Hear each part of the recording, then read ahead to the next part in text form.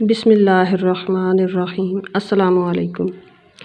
کیا آپ جانتے ہیں کہ تہجد لاڈلی عبادت کیوں ہے؟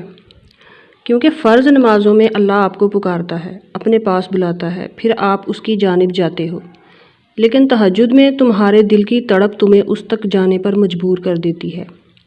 تبھی اس نے تہجد کی اذان نہیں رکھی تاکہ تم تب اس کی جانب آؤ جب آنا چاہو، خوف سے نہیں، محبت سے۔ اور جب تمہارا دل تمہیں اللہ کے روبرو لے جاتا ہے تو وہ تمہیں تھام لیتا ہے۔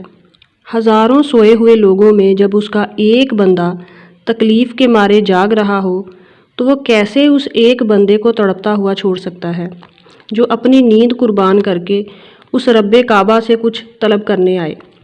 تو اللہ کیسے پھر اسے خالی ہاتھ جانے دے سکتا ہے؟ لاڈلی عبادت تک تو وہ اپنے لاڈلے بندے کو ہی لاتا ہے، اور جب لاڈلا کسی چیز کی فرمائش کرتا ہے تو وہ فرمائش ہر حال میں پوری ہو کر رہتی ہے۔ جو ہاتھ تہجد میں دعا کے لیے اٹھائے جاتے ہیں وہ کبھی ٹھکرائے نہیں جاتے۔